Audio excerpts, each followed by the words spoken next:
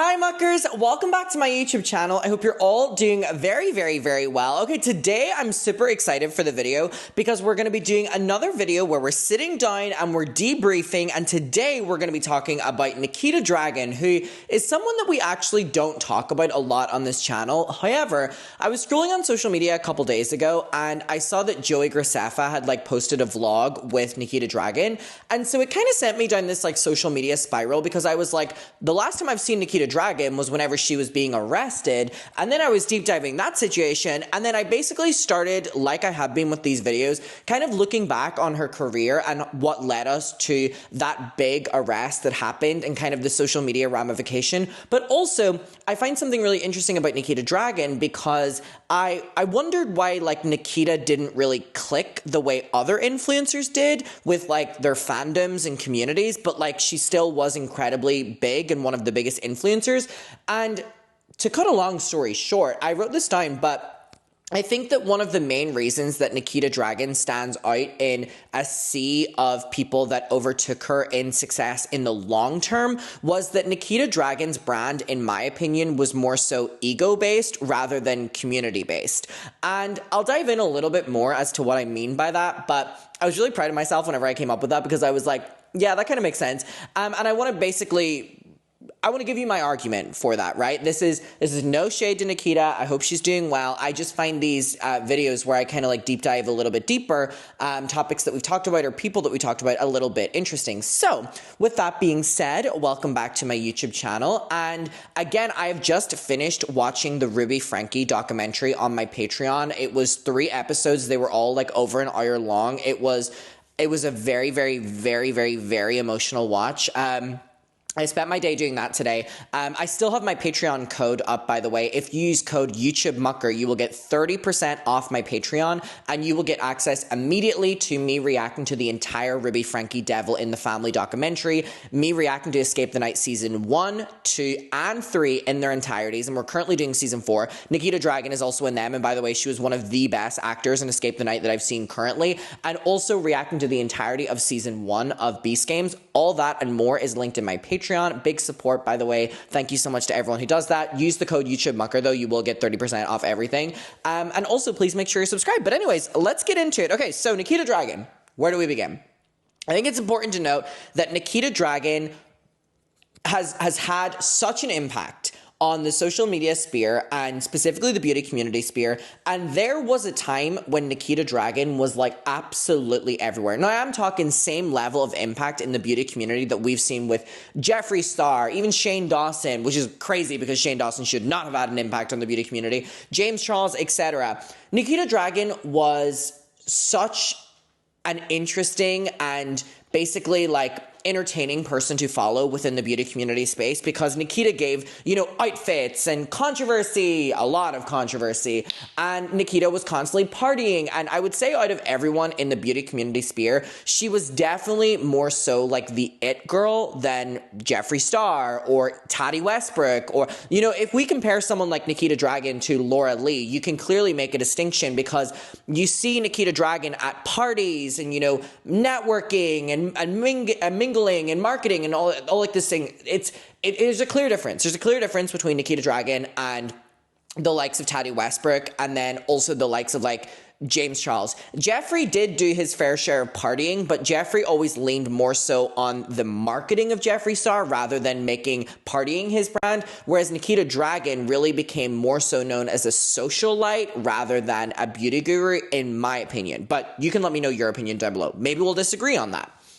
I just think that Nikita Dragun, in terms of beauty gurus, became the blueprint, if you will, of, taking the fame from being a beauty guru and then becoming a famous person or a social media star or an influencer, utilizing that beauty guru to kind of get your way into parties and make you the thing that people want to pay attention on rather than the products, which other beauty gurus focused on, which also lasted for them in the long term because if people don't get bored of makeup products, but people can get bored of a person, which Nikita was playing a little bit of a risky game, but it worked when it worked. It worked when it worked. I think that's what I'm saying. This thing that made her so successful and stand out ultimately in the long run didn't work out because it wasn't that sustainable. However, That is not taking away from Nikita at all. That's not me saying that Nikita isn't, incredibly popular. I think she is incredibly popular. All I'm saying is when we compare her to other people that were on the rise at the same time as her, I think that there is something to note about probably a decline in, audience attention with Nikita with other people. So anyways, let's go back. So Nikita Dragun, as we know, built up her YouTube channel and social media status in like the 2010s of it all. And this was during the beauty guru boom. So this was whenever sorry, can I get 3 big booms? Boom, boom. I saw them at VidCon. That per kid had to say boom, boom, boom so fucking much. During this like beauty guru boom, where I can't even say it normally, boom, where, the algorithm was favoring, these beauty gurus, and they were basically becoming the most mainstream YouTubers. And I think that when we, look at the other people of that time period, it's interesting seeing where everyone is. We have Nikita Dragun, we have Jeffree Star, who's a farmer now and, going like alt-right. We have James Charles still doing the same thing. We have Manny MUA, who, pivoted more so into podcasting because the beauty guru of it all wasn't that sustainable for Manny, in my opinion. Nikita Tutorials. Nikki Tutorials. Shout out to Nikki Tutorials.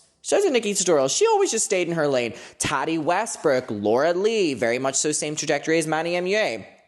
Now, Nikita Dragun was different than all of these creators. And the reason that she was different from all these creators, again, was that Nikita really honed in on the socialite aspect of being a beauty guru, whereas a lot of the other beauty gurus would stay in all week filming. Nikita would be out partying all week and then would maybe make a video or maybe make an Instagram thing. There was two different angles of approaching the beauty guru status here, and it worked for both sets of people for a long time. Also important to note that Nikita was specifically at the start one of the few, openly trans creators on the platform.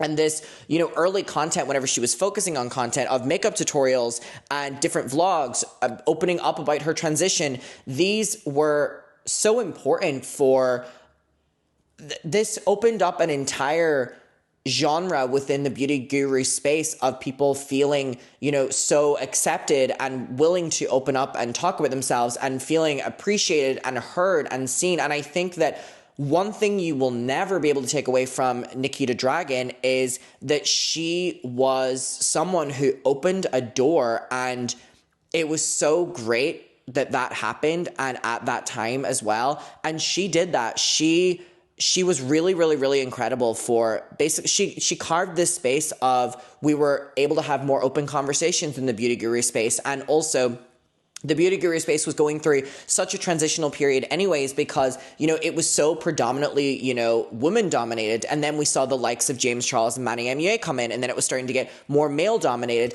And there were a lot of discussions back in the early internet, specifically with like these drama forums about, which side is the beauty guru space on. People were seeing it as a black and white issue of like, is it a woman-oriented space or is it a male-oriented space? And whenever Nikita Dragun spoke up about her transition, I think that was really one of the first moments where the community really, really, really kind of garnered as one, where it was just open to be who you are, accepting and appreciating everyone. And I think that Nikita Dragun constantly needs her tens and her praises for that. And I owe a lot of respect to her. And also her story was beautiful, and I can't credit her enough for that. And I think as well that opening up about something as personal about that, gives the audience such a deeper look into you and a deeper, almost parasocial to you as well, that, from the start, Nikita did have a dedicated fan base with focusing on doing videos and opening up about her life. This was very much so before, the full transition into like socialite, I would say. People really, really, really loved Nikita for this. And I think as well that there was something about Nikita opening up about her transition and her life story that was so beautiful, but there was also something so captivating about Nikita because she was confident, she was sexy, and by the way, I don't just mean looks with that, I mean like when someone just has that aura, like Nikita Dragun has that, even still to this day, and I think that was something that was so enticing to people. It was almost like that same attitude that people love Jeffree for, someone who's just so confident within themselves and so unapologetically themselves. Like, people really love someone that stands out within a space, and both Jeffree and Nikita were those people. And Nikita became the internet it girl. And she was at least the beauty guru it girl, and then really became like the social media influencer it girl. She was in mainstream. And again, this was the time period when Nikita was really kind of moving into focusing more so on like her being the celebrity rather than making content or focusing on like what the audience, maybe initially signed up for.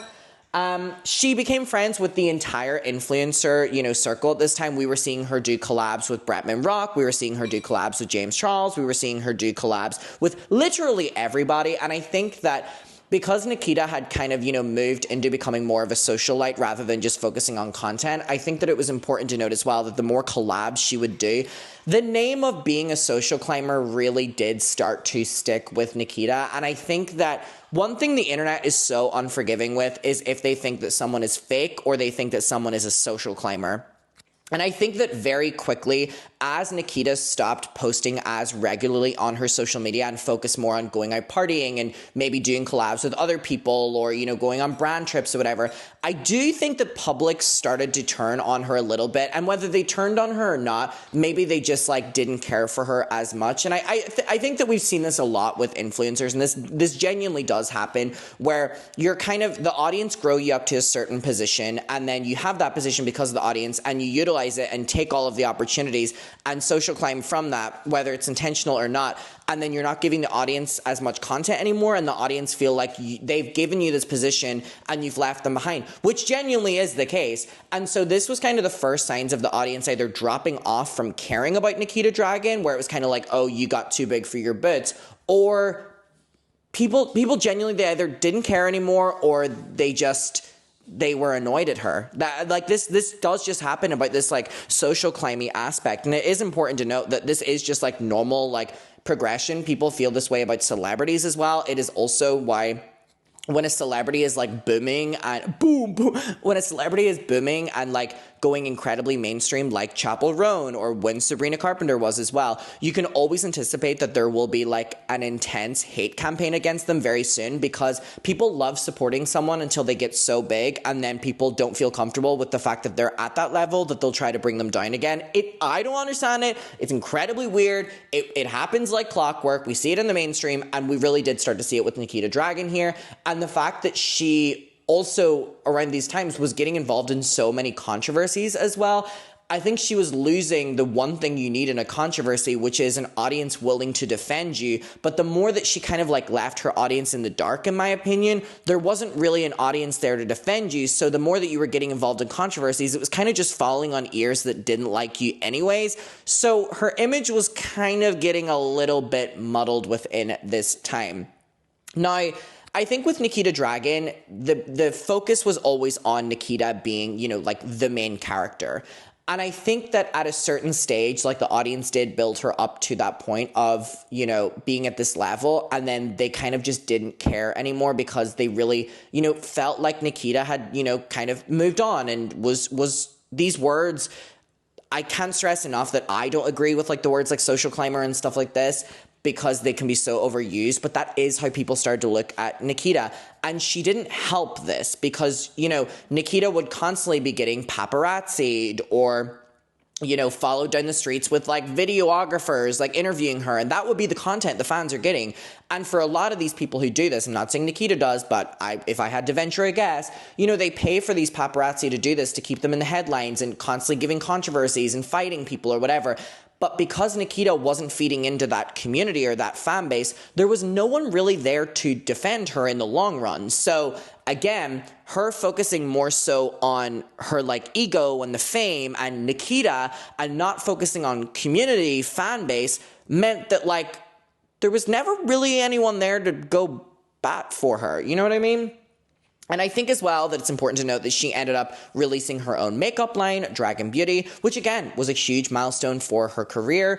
But I think that with so many of these content creators, they solely rely on their products to sell by constantly filming, tutorials with them or constantly posting videos. You will see an influencer, pump out so much content before they're about to announce something because they've got to get you on board with it. But with Nikita, again, it felt like she was doing a different approach where she focused more so on Nikita, you know, the name that you see in paparazzi and mainstream and stuff, rather than the one that you get to know. Therefore, for me, if I was a consumer, I would much rather, I'm just using a hypothetical here, buy like a James Charles who's giving me 10 videos a week rather than Nikita who I see, you know, once every couple weeks.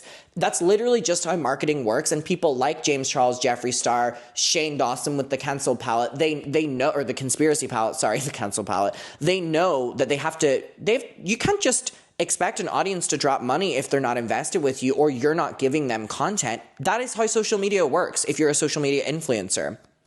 So I just think that when Nikita built her brand on her personality rather than, you know, you really getting to know her or community-based, I just think it was a recipe for disaster in the long run. And again, she is still incredibly successful, but what I mean is I believe that if she had focused her attention on different things, I think she could be one of the biggest influencers that we know today. And I really do mean that.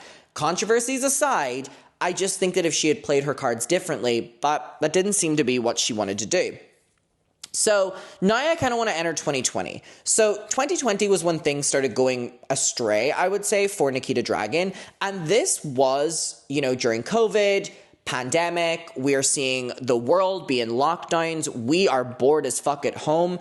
And I would say that like the influencer idea and the influencer model was kind of changing. And it was no longer exciting to see someone be so full of themselves. Like we were going through a change where we didn't want to see someone partying every day of the week. And we didn't want to see someone being paparazzi because we were all going through our own things. And we started finding smaller creators, and we started so many people pivoted during the pandemic to basically not let the audience leave them. One person, Taylor Swift. Taylor Swift went indie kind of with folklore and Evermore and more, you know, intimate music. So it was telling of the time. If the pandemic hadn't happened, Taylor wouldn't have released folklore or Evermore, regardless of what people say, because again, it was an intimate time and you had to strip yourself back. And influencers who were successful during the pandemic and even more so after were ones who read the room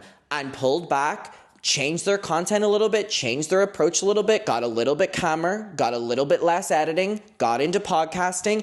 Like they were the influencers that really got successful. Nikita Dragun, on the other hand, was one of the influencers who, even during these lockdowns and you know, during the pandemic, was still partying, was still being seen at the club, was still paparazziing.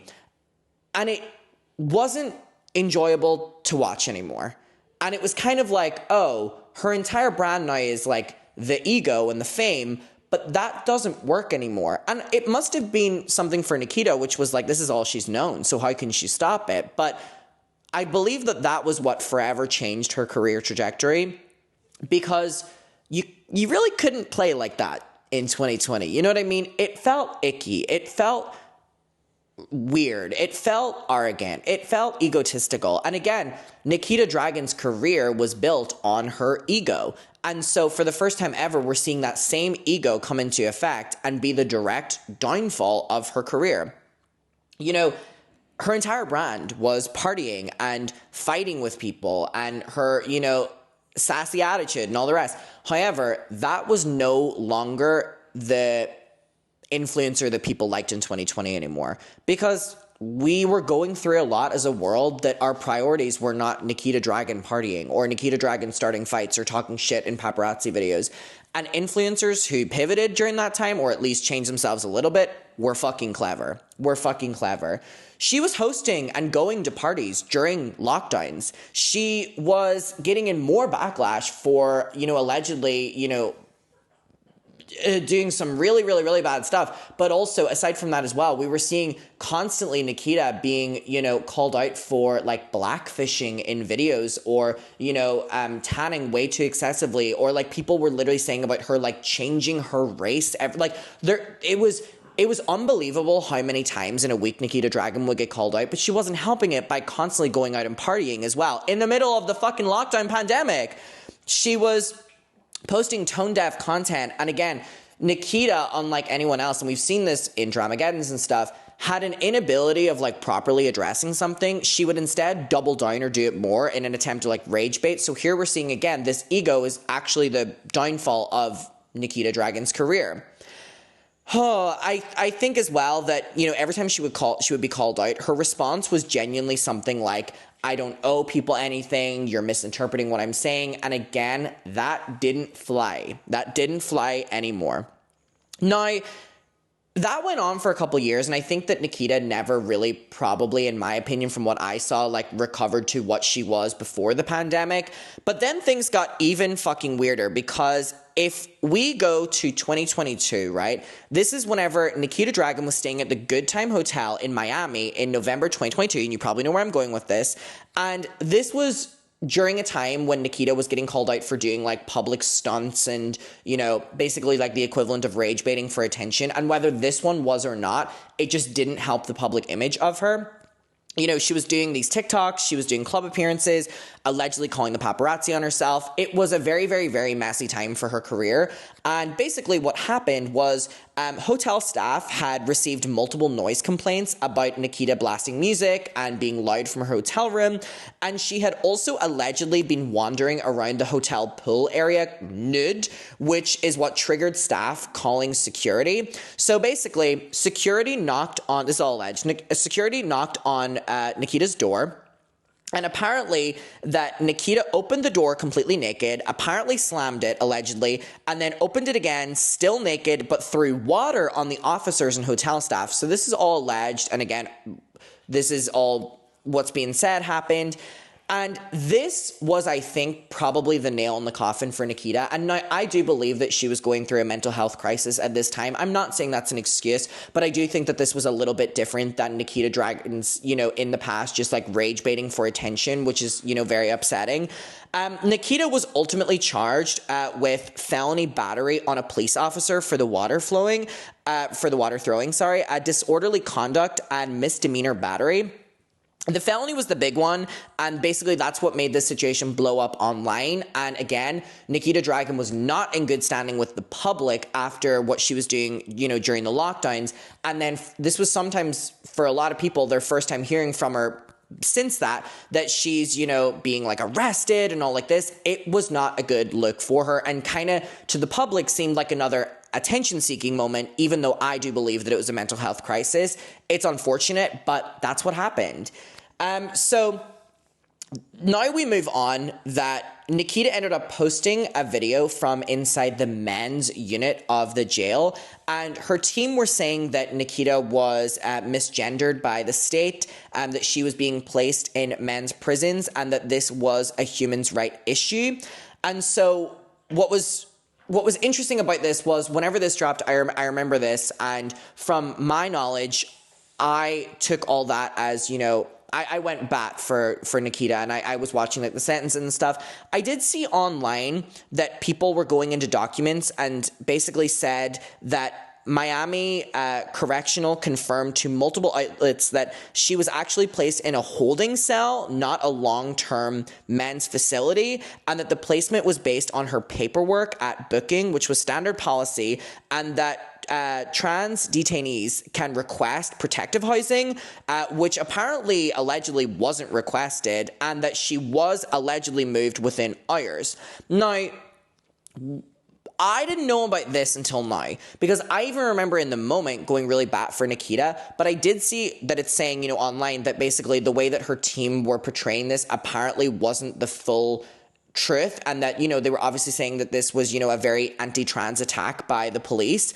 And I think as well that with Nikita Dragun, I think that I've seen online a lot of times that, you know, people specifically within the trans community will get a little bit of annoyed at Nikita for basically, I was seeing, you know, trans viewers felt that basically she was weaponizing being trans for sympathy in this situation where she was obviously very much so in the wrong, rather than being, you know, like an advocate responsibly for the trans community. And I know that there's a lot of times that the trans community have felt very, very, very annoyed with Nikita, you know, either giving them bad press or, in their opinion, weaponizing things. I'm not saying that, their opinion, weaponizing situations.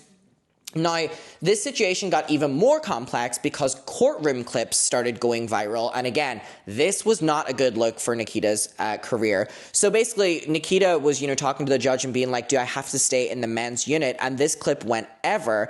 And again, I'm seeing here that it was basically people were, questioning, what her team, if they were saying the truth or whatever.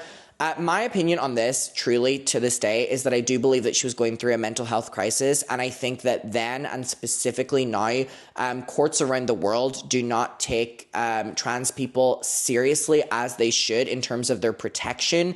And I know that people are saying that there's nuances around this situation, whether there is, whether her team filed these things, whether she was placed in a generic holding cell or whatever. I do want to specify in this moment that this is all hearsay. So I do just want to say as well that within the specific situation, even back then and now, I am forever on Nikita's side, because I don't doubt on one fucking way that Nikita did not face discrimination based on being trans in this situation. I really do believe her in that, and I think a lot of people do believe her in it. Again, there are a lot of narratives about her team and whether they were telling the truth and people were picking apart different things or whatever. That is all completely valid within its same retrospect. I do just want to say that within this situation, I think it's very easy to discredit Nikita, and I very much so stand on her side with this. I do also just want to say that going back to the point, this was not good for her public standing. Like, this was really, I think this was it for her career, honestly, in terms of mainstream level. Like, now when people think of Nikita, they think of this moment. Her bond was set at $2,000 and she was released the next day. And the charges were eventually downgraded and resolved. Basically, it kind of looked to the public like, oh, you're a celebrity and you just got this, just sorted, and that kind of annoyed people as well. But this really did have a stain in her career. It really, really, really did. It did. It was, I don't know. I just think that with Nikita, there's only so much that the public with anyone are willing to hear you out on, that I think by the time that she had been arrested, the public were already not on her side, that no one really wanted to hear her out. I think that, again, going back to the moment that I think changed everything, which was her attitude during the lockdowns, the creators that were on the rise during this time were Brittany Broski, Emma Chamberlain, and they had a completely different approach to, fame and being imperfect as to what Nikita Dragun did. And we were starting to see 2020 on that the influencers that blew up were influencers that were willing to be incredibly vulnerable, or they were willing to not hold back, or they seemed like real people. And this rise of your internet best friend became the mainstream. And Nikita had already built up a brand that was so almost defensive and you didn't know the real her, that it was inevitable that she wasn't going to be able to keep up with it. The influencer archetype had completely changed. It really did. And I think that with Nikita, the lack of posting and the drama and not changing the way that you're posting to fit what's popular anymore, it's obvious that she wasn't going to continue to necessarily grow. I think that Nikita, to me, kind of symbolizes the perfect example of influencer burnout. I think that that's actually how I would fully sum up Nikita, which is this model of influencer burnout. She did not want to keep up with what actually being an influencer was, because you think about being an influencer and you think of the paparazzi and you think about the fame, maybe in 2016, but now the idea of being an influencer is someone that you can stick on and watch and they feel like a friend. It is very much so this parasocialness. But Nikita, I don't think, was willing to give up on the ego of it all. And ultimately, I think that is the reason that Nikita kind of stayed relatively where she was and didn't continue growing or exploding the way other influencers were. We no longer live in a world where influencer, I think main character syndrome, that's not popular anymore. If anything, that turns people off. That annoys people. And if an influencer starts acting like that, people get annoyed at them, whether they are being in your face about it or not. And I want to film a video on Emma Chamberlain, who I don't think is in our face about it, but people have turned on her for this main character syndrome, even though I don't think she's playing into it. It's interesting. Being an influencer, can be a very tricky thing when it comes to being for the audience. But I think Nikita, I think of her career and I really think it's like a time capsule. That sounds really shady, but I don't mean it. a time capsule of like what 2016 fame was for being an internet star, or 2019 fame, we'll say that. And that's just not popular anymore. And I don't think that Nikita was willing to adapt to it. I think she got comfortable. And you know what? She is still incredibly successful. She opened so many doors. You can never take that away from her. And she's had some bad impact, but she's had a great impact on the influencer economy with her openness and transparency. And I think that should be something she's praised for. But I think ultimately the unwillingness to let go of an ego in a world where we don't want to see the ego anymore was the thing that held her back. I literally had so much fun deep diving this because I find Nikita so fascinating. If you have any thoughts, please let me know down below. We will talk about it. I'll see you in my next one, and goodbye.